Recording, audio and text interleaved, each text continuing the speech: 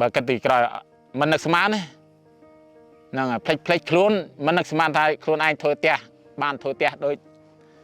រស់នៅសប្តាហ៍ថ្ងៃពីមុនផ្ទះខ្ទមនេះប្រក់ស្បូវការ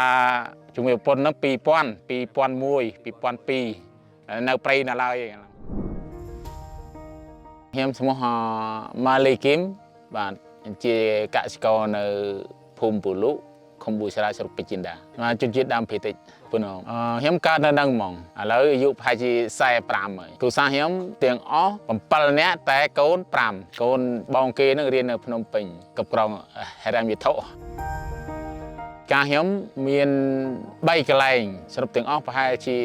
10ហិកតាអីឬមួយក៏12អីប៉ុណ្ណឹងសំខាន់គឺកាហ្វេហើយទី2កៅស៊ូទី3ហ្នឹងដាំម្រេចកាហ្វេខ្ញុំអត់គិតហិកតាតែចំនួនដើមទាំងតូចទាំងធំហ្នឹងគឺ4000កៅស៊ូប្រហែលជាខ្ទង់5000ដើមម្រេច1000ចលុង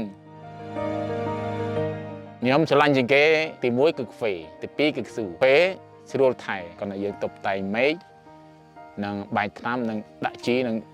សម្អាតស្មៅ3ឆ្នាំហើយទាំងឆ្នាំហ្នឹង4ឆ្នាំហើយឆ្នាំទី1បានតិចទេឆ្នាំទី1ប្រហែលជា500ជាងឆ្នាំទី2បាន3តោនហើយឆ្នាំទី3បាន4តោនកន្លះខ្ញុំទូធាចាំពីដាំកាហ្វេហ្នឹងពីដើមអត់សូវមានទីផ្សារអញ្ចឹងដល់មានទីផ្សារយើងបានសល់លុយនឹងសល់លុយខ្លះយើងឲ្យកូនរៀនខ្លះហើយធ្វើផ្ទះគ្រួសារខ្ញុំទាំងប្រពន្ធទាំងអីស្បែកចិត្តដោយសារតែយើងខំប្រឹងដាំនឹងផងដាំកស៊ូផងវាជួយគ្នាទៅវិញទៅមកគាត់ LOLC តាមរយៈបងប្អូននៅក្នុងភូមិដែរគេប្រាប់ថាងាយស្រួលនឹងយើងខ្ចីនឹងទាន់ចិត្តកម្ចីហ្នឹងខ្ញុំបានទិញដី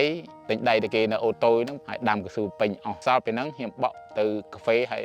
ថែមដាំពីលើនឹងទៀតពេលដាំលើនេះខ្ញុំនិយាយជាមួយប្រពន្ធបើសិនជាយើងអត់ខ្ចីអត់កើតទេសម្រាប់ខ្ញុំសប្បាយចិត្តបាទព្រោះដោយសារតែយើងលទ្ធផលយើងធ្វើខ្លួនឯងដាំដុះខ្លួនឯងលើប្រទេសខ្មែរយើងដាំអីក៏មានទីផ្សារអញ្ចឹងបើសិនជាយើងខ្វះនេះយើងរកដើម្បីឲ្យគេជួយយើងអ្នកភូមិគេសួរខ្ញុំអញ្ចឹងដែរហើយគាត់ខ្ចីគេធ្វើដូចធ្វើមិនដឹង